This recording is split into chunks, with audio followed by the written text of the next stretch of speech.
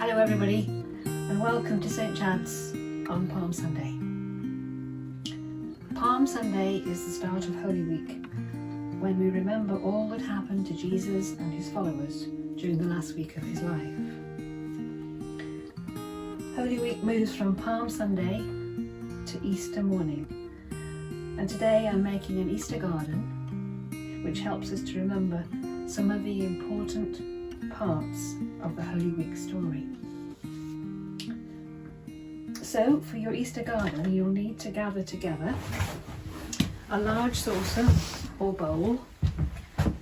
This is a plant saucer. It's quite a bit smaller than what we usually use at St. Chad's, but I think it will just about do. Some soil to plant in, maybe a mixture of garden soil and compost. Some large rough stones, about the size of a tangerine, say, to make the tomb. Some gravel or small stones. Some plants, and I'll talk about those as we go along. And some moss, which you can usually rake out from a lawn at this time of year. You need a small white cloth as well, and a nightlight candle. So the story begins on Maundy Thursday, when Jesus shared a last meal with his followers. Afterwards, he went out into the Garden of Gethsemane to pray, making sure he was doing what God wanted him to do. Now the Garden of Gethsemane, I understand, is quite dry and sandy. So we've got a little bit of sand here. And there were olive trees in it. So what I've done is cut some little bits of lavender off a bush in my garden, and I'm going to plant these to make them look a little bit like olive trees. The colour of lavender is grey-green, which is the colour of olive tree leaves as well. So we're putting those in to be the olive trees around Gethsemane. There would also probably have been succulents, which are plants that hold water, because it was a dry part of the world. So there would have been succulents and cacti. And in St. Chad's Sunday School we did a frieze of a desert scene, remembering when Jesus went into the desert at the start of his ministry. I've got one small cacti here, so I'll put that one in as well. You might have got one in your house, a small cacti. The plants can go back where they belong after the end of the Easter period. Okay, so that's the Gethsemane garden. So later on Maundy Thursday, late at night, Jesus was arrested in the Garden of Gethsemane because there were powerful people in Jerusalem who didn't approve of what Jesus was saying and doing. So, and then we move into Good Friday, early morning on Good Friday, when Jesus was put on trial and it was decided he would be crucified. The crucifixions happened on a hill, quite a high hill outside the walls of Jerusalem. So we'll make a little stony path to help us remember Good Friday on the soil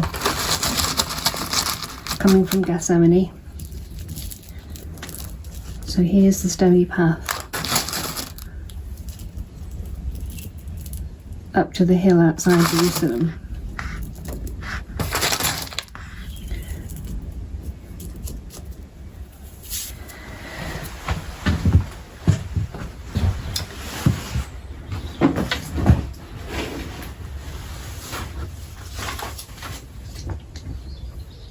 And to help us remember that very sad moment, we have some small crosses. We have the biggest one that Jesus was crucified on, and then the story tells us And there were 2 other people crucified at the same time. They were thieves. So we put them either side of Jesus on the hill outside Jerusalem. So that helps us to remember the Good Friday part of Holy Week.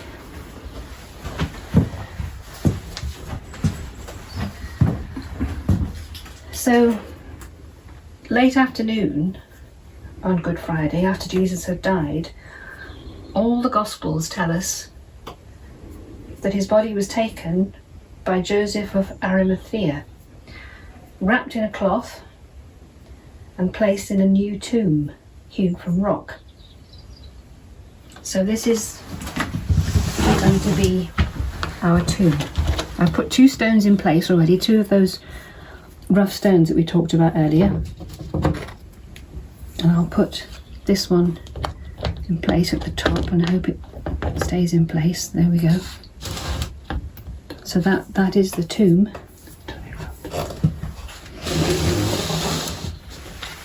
Okay, a rocky tomb, which is often where people were buried at that time. And a stone was rolled in to seal the tomb. This is the mouth of the tomb was sealed like that.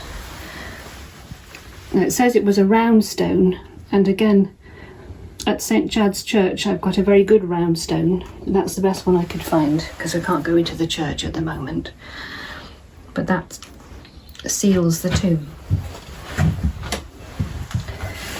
And then the Saturday after Good Friday, it was the Jewish Sabbath, and Jesus' followers couldn't do anything more that day.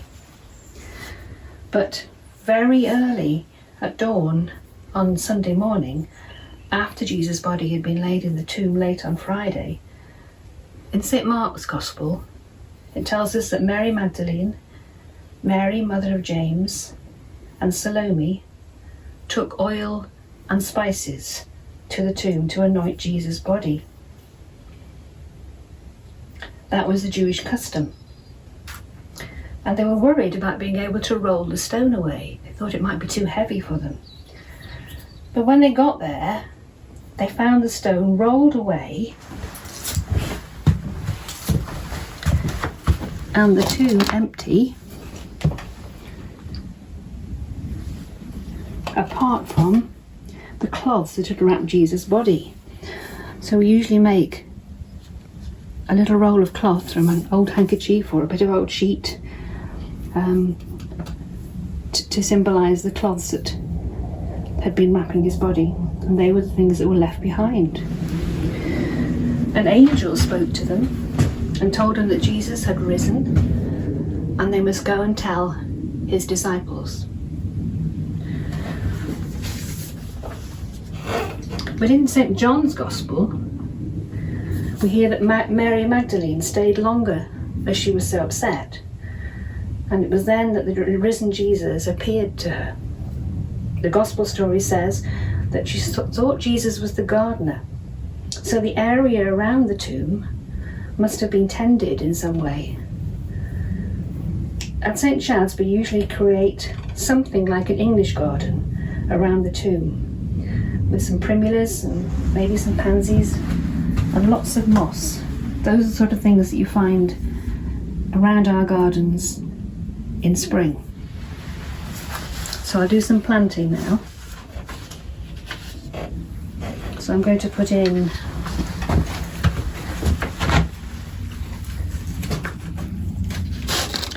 some primulas.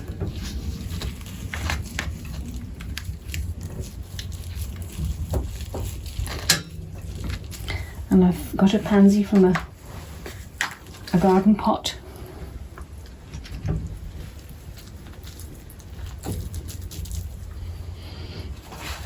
And here's another white primula.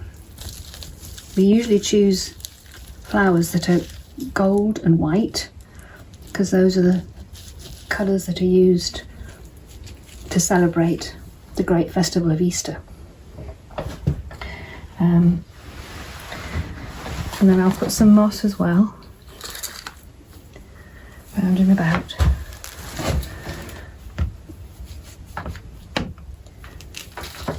Oops.